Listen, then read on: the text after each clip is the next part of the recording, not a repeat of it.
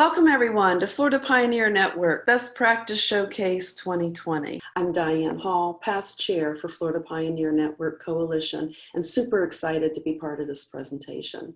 Florida Pioneer Network, better known as FPN, is our state coalition of the National Pioneer Network. FPN has wonderful partners, including Leading Age Florida, Florida Healthcare Association, and many national partners such as CMS, ARP, Eden Alternatives, many other providers, all giving care to the elderly. So 20 years ago, which is hard to believe, but FPN convened for the very first time and was and still is dedicated to making culture change and person-centered care happen in communities in Florida. But rather than developing rigid guidelines and exact roadmaps to changing practices, the Florida Coalition did something different. We decided to support our providers in building their own paths to changing their culture. From institutional one driven by risk aversion to one that focuses on individuals. We recognized early on that one size does not fit all, and that we concentrated on helping communities find their own paths to success. So that is exactly why the Florida Pioneer Network created our Best Practice Showcase to highlight and share great ideas developed and implemented by providers in the Sunshine State and reward their successful person-centered practices. So the concept for 2020 Best Practice Showcase was created to explore and share the alternative dining service models, which have proven effective for our elders. So I want to thank our sponsors. Our three winners, the recipients of $1,000 each, was only made possible by the contributions of Leading Age Florida and Healthcare Service Group, our main event sponsors, and also Claude Pepper Center, Senior Dining Association, and BSN Solutions, all that contributed to this particular showcase. So without any further ado, I would like you to join me in welcoming one of our past winners of FPN Showcase, who is going to walk us through the winners and the 2020 showcase. Thank you, Diane, and it was quite an honor to be one of the winners from the 2018 Best Practices Showcase. And to reiterate, the purpose of our showcase is to identify food and dining best practices of Florida senior care providers and to create a repository of innovative and successful practices that enhance person-centered care that all providers can use. The top three winners will receive a $1,000 award and a commemorative plaque to display at the community.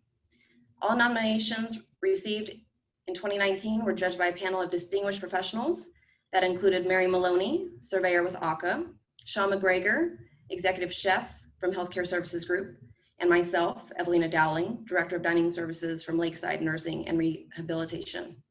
And the winners: Village on the Isle, The Loft, presented by Carla Oliver, Director of Assisted Living and Memory Care. Lutz Healthcare and Rehabilitation, represented by Holly Gedemy, Director of Nutrition and Culinary Services. Axe Retirement Communities, Indian River Estates and St. Andrew Estates, represented by Jonathan Pinsker, Regional Director of Culinary and Nutritional Services. Our objectives of the presentations are to describe person-centered dining practices, to list food service principles that govern the successful transition to person-centered care, and to list methods that were used for evaluating the effectiveness of the best practices presented. So hopefully you can take this information back to your communities and implement them. So first we have Village on the Isle, which is presented by Carla Oliver. Carla has over 21 years of experience in assisted living. She has successfully repositioned 2 assisted living communities from the traditional model of care to the household model of care. Carla assisted in the design and oversight of construction of the assisted living community at Village on the Isle. She was able to train her employees on the new model of care while maintaining a high retention rate of the employees. Carla is hands-on and teaches by example. Thank you for the introduction. First, I'd like to thank the Florida Pioneer Network for recognizing Village on the Isle for a Best Practice Award winner. Village on the Isle is an assisted living with 64 apartments. We renovated our building 2 years ago into household models and partnered with the Greenhouse Project.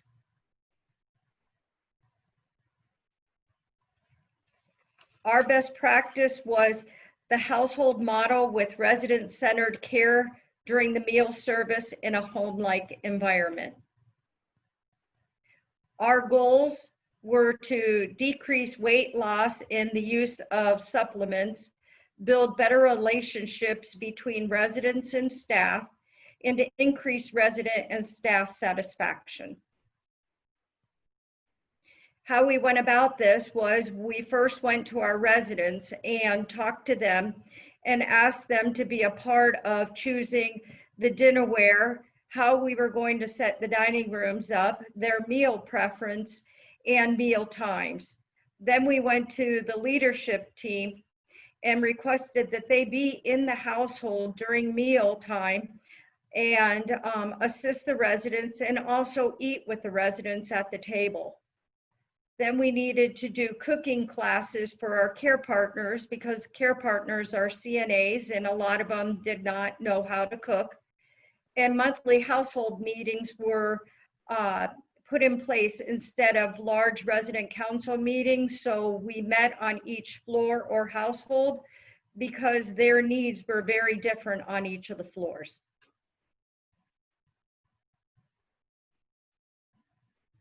Some of the challenges that we encountered was this was a culture change for the whole community, not just for our staff, but our residents. We had residents that are retired nurses and they did not feel CNAs should be cooking in the kitchen or doing cleanup.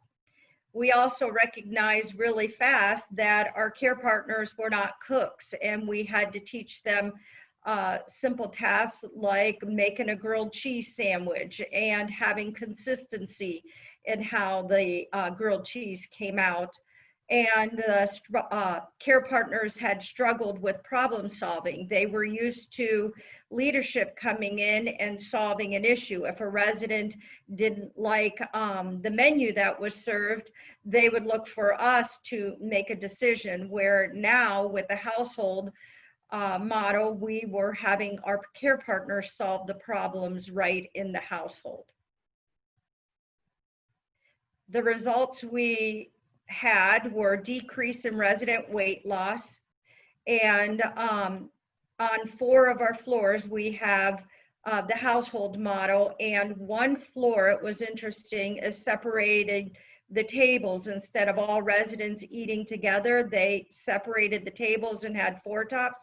And in that household, they had, if there was any weight loss, it was in that household. We had positive and happy attitudes of residents and staff.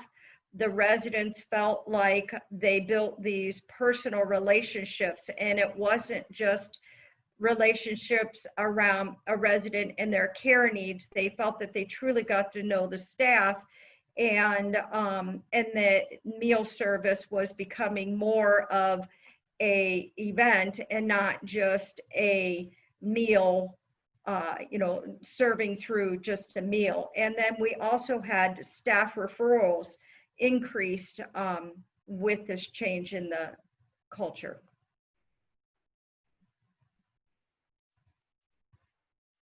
Here are 2 of our dining rooms that you can see. They're set up very different. We have them at long tables and eating together, but one dining room chose they wanted to be sitting with more formal dining service with tablecloths, where the other household wanted to eat on placemats. And it was interesting because the residents build a relationship between each other also, to where if you look at the top one, the one gentleman was good with Googling menu items. So say it was chicken cacciatore, they were able to see, hey, what's chicken cacciatore? Or one resident was really good with names and helped the other residents remember each other by names, and just really built strong relationships that helped each other to be successful. So we've created a relationship-rich, resident-directed living environment, merging our philosophies with the philosophies and best practices of the Greenhouse Project. What changed with COVID? This was interesting because our seating arrangements had to change. Instead of our households eating at one table together, we now had to separate the tables and each resident is sitting at a table alone. They are interacting between the tables, but it really is not the same dynamics in the household. And then staff could not be sitting at the tables with the residents. Yes, we're up on the floors and trying to keep the socialization there, but the dynamics in the dining room have definitely changed. But I feel the household model has allowed us to keep a lot of the similar dining practices, because instead of having one dining room with 64 residents, we have a dining room of 16, and we're just changing the tables out 4 times or 3 times because we have the 4 residents at once eating. Our motto at Village on the Isle is, I did then what I knew how to do. Now that I know better, I do better. My contact information is Carla Oliver at Village on the Isle, the Lofts. My phone number is listed in email if anyone has any questions or would like more information on our best practice. Feel free to contact me. And again, thank you, Florida Pioneer Network, for recognizing Village on the Isle and the Lofts on a best practice in dining services. Our next winner is Lutz Healthcare, represented by Holly Gedemy. Holly attended the University of North Florida and completed her dietetic internship at James A. Haley VA Hospital in Tampa. Her career has been focused on geriatric nutrition, and she has been with Lutz Healthcare and Rehab for 4 years. Thanks so much. I appreciate you having us here today. Special thank you to the Florida Pioneer Network, as well as Leading Age Florida. We're really honored to be included in this group of best practice winners for 2020. So thank you again. As said before, my name is Holly Gedemy. I work at Lutz Healthcare and Rehab. We are a skilled nursing facility located in Lutz, Florida. We're a nursing home. We're primarily focused on short-term rehab. Our PPD is about $850 a day, which is pretty high considering we're a nursing home. But for what we do, I mean, we absolutely make the most of it. And I feel like a lot of the things that we're doing here can be incorporated, whether your PPD is $850 or whether it's $550. There's a lot of good takeaways here. So what exactly does restaurant style dining look like in a skilled nursing facility? So that's our best practice focus for today, is talking about restaurant style dining. So first and foremost, we offer flexible meal times. So we don't have any kind of set time that they need to come down to the dining room. It's 2-hour windows for breakfast, lunch, and dinner. They can pick and choose when they would like to come down, who they would like to come down with. Definitely gives them a lot more flexibility. They can kind of meet their schedule a little more like what they were doing at home, and makes it more a comfortable environment for them. Second, everyone is encouraged to eat in the dining room. I know in a lot of skilled nursing, there's a lot of patients that eat in their room, or maybe that, you know, they might go down to the dining room, but they're not eating like, you know, off by themselves or what have you. We make it a very social experience. We encourage everyone to come down. We make it part of their therapy. So we definitely have the majority of patients out of their rooms in the dining room. It's so important to have assistance from all your departments. This is not just our culinary department that makes this successful. Nursing is great. They provide 2 staff members for each meal. There's 1 staff member that's helping to feed patients that need that extra help. And there's another staff member in the dining room, clearing tables and recording intakes and just there for supervision and helping out. So it's a huge, huge help. Our therapy department, they get involved. So after they've been working with a patient, they may bring them down to the dining room. They get them their first beverage, they get them their menu, they get them all set up. So that's absolutely helpful. At the end of service, all departments are responsible, whether it's administration or it's housekeeping, whatever, for getting patients back to their room. It's a great opportunity to meet with the patients, talk to them, just give them a lift back to their room. How was your meal today? How are you doing? Things like that. Great customer service opportunity. We do have our daily specials that we have posted on the nurses station. We also have it listed down in the dining room, different daily special for breakfast, lunch, and dinner. Obviously, that would essentially be our cycle menu. So in addition to this, we have full menus. You'll see them pictured here on the screen. We have a full menu for breakfast, lunch, and dinner. These last the entire week. These switch out on Sundays. And then we have 6 weeks full of menus that we rotate between. So lots of variety, lots of things available for the patients. We do have guest meals that are available for purchase. Another great customer service opportunity is getting the family in, they're eating their food, they're kind of seeing what's going on. It's great for the patients. It really enhances their meal experience, having a loved one there. And then what we make from these meals, we put right back into culinary, whether that be for equipment or things for the staff, fun things for the staff, whatever, it goes back into our department to utilize. Lastly is our individualized liberalized diets. So traditionally in skilled nursing, they have therapeutic diets. If you're a diabetic, you're on a diabetic diet. If you're, if you're a CHF patient, you're on a heart healthy diet. What we try to do is have a generally healthy diet for everybody and then set people up to, have an individualized approach to prepare them for what they need to do to kind of meet their needs. If you want to go to the next slide. Okay, so this is an example of our menu.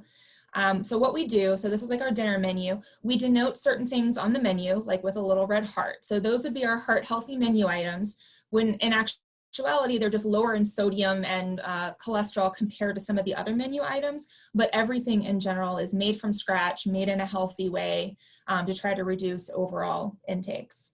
We also denote on there vegetarian, gluten-free, some different things like that. For our diabetics, what I try to do is, I feel like everyone manages their diabetes a little different. Some people want the sugar-free options. Some people just want to go with a low carb kind of option. So we try to give them the tools to make them successful. And the biggest thing with that is having choices. So, we have the regular sugar items, we have the sugar-free items, everything available for them, and set them up for success with their diets. So measurements and effectiveness. So the biggest thing here is continual improvement mindset. There's no we've reached where we need to be, we're good, we don't need to continue, working on things. We're always working on things. I'm constantly talking to people, asking what's working, what's not working, what can we be doing better? We're looking at resident satisfaction surveys. All of our residents that go home, we mail out a satisfaction survey to them and incorporates a lot of stuff, whether it's nursing, their discharge plan, all that fun stuff, but culinary is an aspect of it. And so we do get some feedback from them. We go to resident council meetings. We talk to our long-term care patients. Granted, it's only, 30%, but those are our long-term care patients. We definitely want to hear them out. What are they saying they want? What do they want to see more of? Those kinds of things. The biggest help for me is definitely ongoing meal rounds and observations.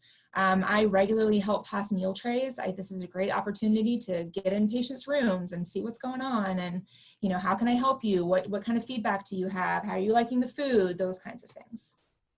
So some barriers and challenges that we faced is the acceptance of liberalized diets, and really not so much from the patients and the families. A lot of times it's from the staff who've, worked in skilled nursing settings for a while. And again, traditionally, if you're a diabetic, you're on a strict diabetic diet. So really providing all the education to the staff, addressing all their concerns prior to putting this in, showing them the research, showing them the education that's involved. And then, let them know that you are talking to the patients. It's an individualized approach. It's not that you're just not addressing their needs. You're doing it on an individualized basis. So making sure all of that is addressed before you're completely switching over to an across the board individual liberalized diets. Managing the altered diets, having the extended menus, that's a lot more food to have to worry about. Can regulars have it? Can Mixsoft have it? Really letting, especially your culinary staff, educating them on not just, Mechanical Soft can't have this, but why they can't have this. what we need to be doing. What are some of the different options that they can have? And really getting speech therapy involved. Speech therapy has been a great resource for us here. Our speech therapist is always down in the dining room. If they have any questions, they go to them automatically. I have them review menus, but they're an underutilized source in a lot of facilities. Lastly, residents' difficulty making menu selections. So letting the patients choose their menus is great, but if you have someone with dementia or a language barrier, what do you do if you're trying to get them to order for every meal? Our solution is we talk to the family. We either ask them to pre-fill out a menu for them. I send the emails to them and they fill it out and send it back to me. Or I just send them like a very detailed food preference form and they send that to me and then I create a menu for them. But again, it's an individualized approach, kind of figuring out what we can do to best meet the patient's needs. So what changes have been made since COVID? Well, quite a few. The biggest thing is, unfortunately, we've lost our beautiful dining room, which is heartbreaking, but we've switched to a room service approach. So we're still doing, the menus, the servers, we have all of that, but we're doing it from a room service type aspect. So the menus have changed. We now do disposable weekly menus, which is actually a good thing because now we can vary up the options a little more. So if something's not working, we can change it out because we don't have a set menu that's already been printed. We still have the servers that go room to room to take the orders every day. So they're taking the breakfast, lunch, and dinner for the next day. They could do that every day. So we now have 2 daily specials for each meal. Previously, we only had 1. Now we have 2 specials, breakfast, lunch, and dinner, and then a little bit more of a limited, always available menu, but still pretty extensive. And again, it rotates out weekly. I've also added a snack cart, which has been a really great addition. We always have the snacks that are available down in the nourishment room 24 hours a day, but I kind of wanted to go a little bit above and beyond on the snack cart to have some things. I round with it. Activities helps me, nursing helps me. It just kind of depends, but we go around to the different rooms. Sometimes they just want a little bit of coffee, but we have ice cream. I mean, you see everything that we have. We have some feel-good food, we have some healthy food, a little bit of everything. A lot of it's shelf-stable, so if they don't want to eat it right then, they can eat it later. So it just gives them more variety. Plus, they like having people come by and visit. So I've had a number of patients tell me it's like the bright spot of their day. So great customer service opportunity. Again, my name is Holly Gedemy. I'm the Director of Nutrition and Culinary Services at Lutz Healthcare and Rehab. It's been an honor being here today. Thank you so much for having me. Please reach out to me if you have any questions about what we're doing, and thank you again. And last but not least, we have Axe Retirement Communities, which is represented by Jonathan Pinsker. Jonathan is the Regional Culinary and Nutritional Director with Axe Retirement Life Communities.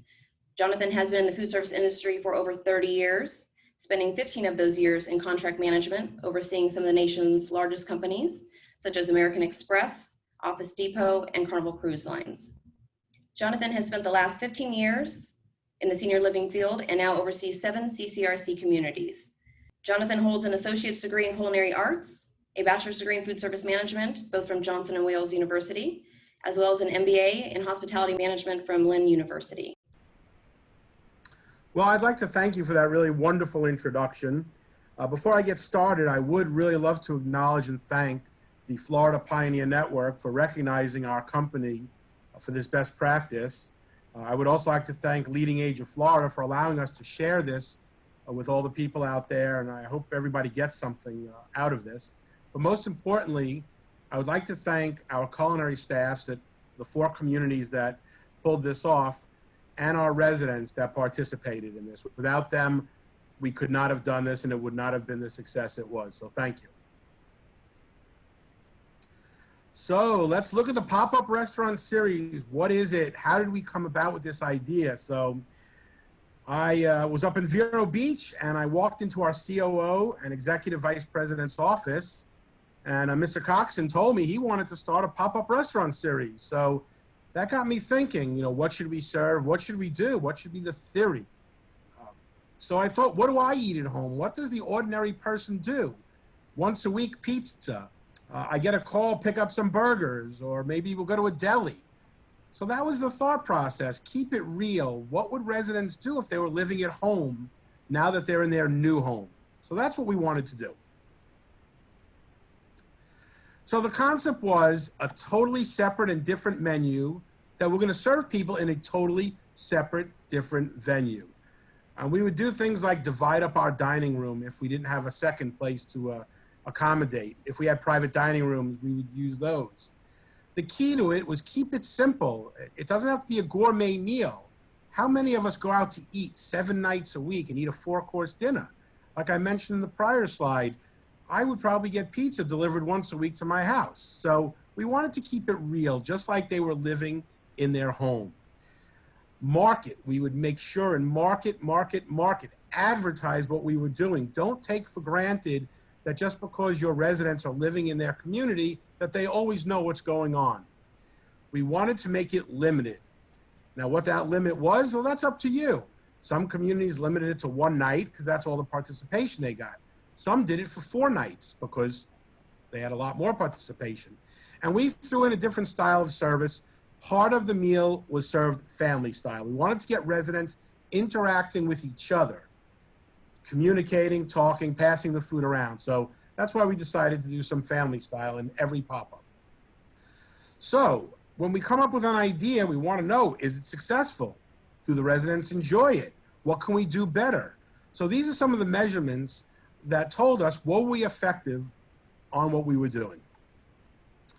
So the first and best way was, were people participating? So in one of my communities, we would have 35 people one night come. In one of them, we would have 200 over 4 nights. Either way, it was a very successful event based on those numbers. We would ask them, we would put comment cards by every table and ask the residents, did you enjoy yourself? Some key things, was your food hot? Did you enjoy this new style of service? And most important, we asked them what you wanted to see.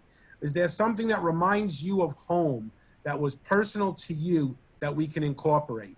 And most importantly, every meal, every manager would go around and talk to the residents table by table. That is the absolute best feedback you can get. With every great idea and great event, there are many barriers and challenges you have to overcome, and here are a few of them. Labor, our probably largest cost. Equipment, do we have the right equipment? Do we have enough equipment?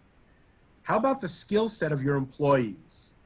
You may be serving something that you've never served before, which was very important to us. We didn't want to serve what we would generally put on our menu. And do you even have a separate place to hold these events? So these were obstacles that we had to overcome at some of our communities. But with every challenge, we did have solutions for everything. The first thing we decided, we wanted to do it on one of our busier nights. The reason is we wanted to take some of the heat off of our main dining room. We have very large dining rooms and we will serve up to 220 people a night. So we thought it would be good if we ran it on these nights.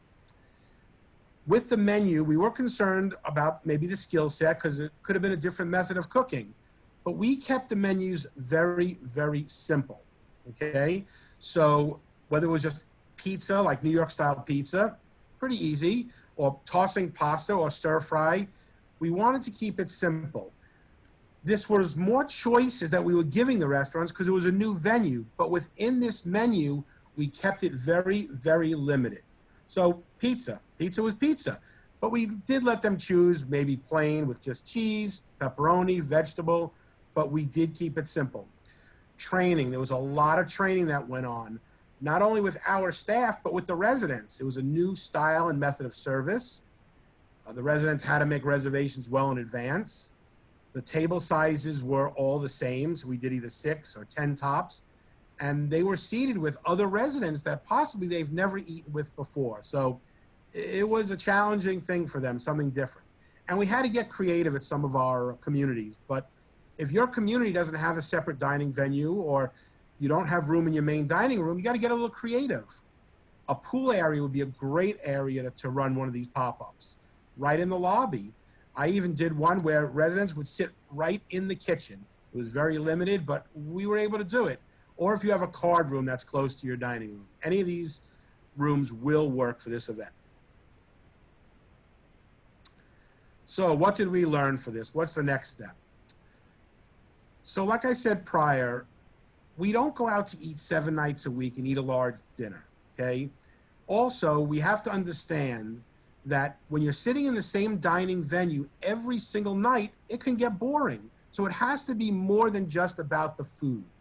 It has to be about the ambiance. It has to be about the method and the style of service. But most importantly, whatever you do, you have to have fun and give the residents choices. Make them feel like they're at home. And of course, resident interaction with staff and with their fellow residents is very important to us. So most of you realize that we're in a COVID environment right now. And a challenge is, can't run any of our pop-up restaurants. So we did have to think of other ways of keeping our residents engaged. So one of the things we did, we asked them, what did you want? What would make your day a little bit brighter? How can we provide an individual signature experience? The number one food, believe it or not, consumed in our communities is ice cream. So maybe it's on an impromptu thing, deliver ice cream novelty bars, ice cream shakes. We did smoothies and we delivered it to over 400 of our residents. So you've got to keep them engaged. A lot of them are choosing to stay in their rooms, but they still need the engagement with the staff, each other, and create something special for them to dine. So, like I said prior, my name is Jonathan Pinsker. I am the Regional Culinary Director with Axe Retirement Life Communities. Here's my contact information. If you have any questions moving forward, please feel free to let me know. I really thank you all for this wonderful opportunity. I hope you are able to use some of these ideas. And we're going to finish off with a really entertaining video. I hope you enjoy it. It features our food and our residents. So have fun watching this.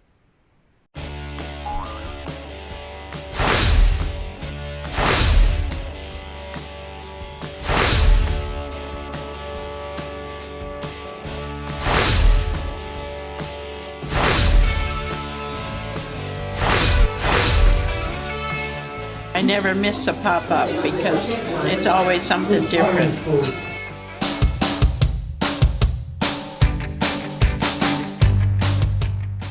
It's a really neat program because it gives us a totally different dining experience. It's fabulous. We have homemade pasta and shredded veggies on top and shrimp, and I have the Alfredo sauce. It's delicious. It's just the way they serve you, you know, personal. They give you a personal service. The deli, which was really neat.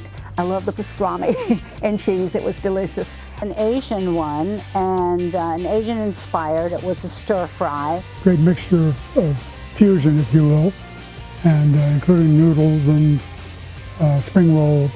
And what was really neat about that pop-up and the others are the table settings are different.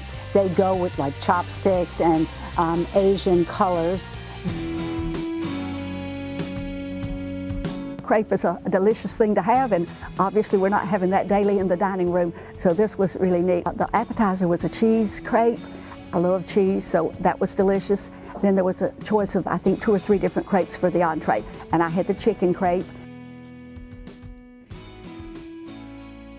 At a 50s drive-in diner, which was really clever because our burgers and fries were served in a large cardboard Thunderbird. and we had potato skins that we shared in family style.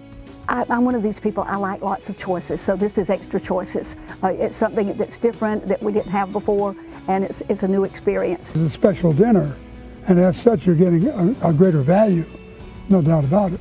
It's always a surprise. While you know the basic ingredients, there are surprises in the presentation and the taste and the unusual nature of the choices. And see the creativity of our chefs, which is really impressive. Smaller environment in this large dining room, and so you get to sometimes meet new people. You're in a more intimate setting, so you have a social aspect of it that's fun. There are 7 people at a table. You're sitting at a table with people that you just happen to have signed up at the same time, so you're eating with different people, a different dining experience, sort of like going out for the evening. They're very popular. It's one of those things now that if you don't get there quick to sign up, you're not going to make it. The last one filled up in 24 hours. It's something just new and exciting and delicious.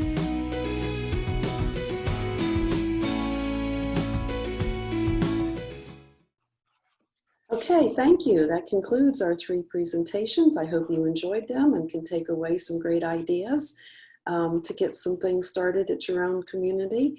I have to say thank you to our very organized chairperson this year, Maria Di Nicola.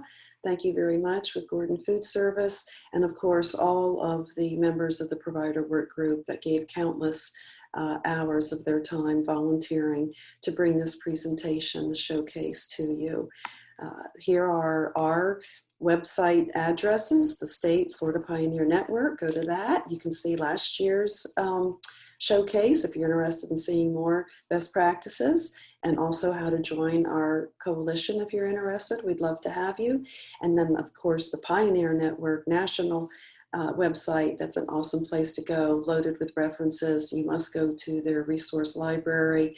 You will find more ideas, suggestions on dining practices, among a whole array of other practices. So thank you for attending, and we look forward to seeing you again.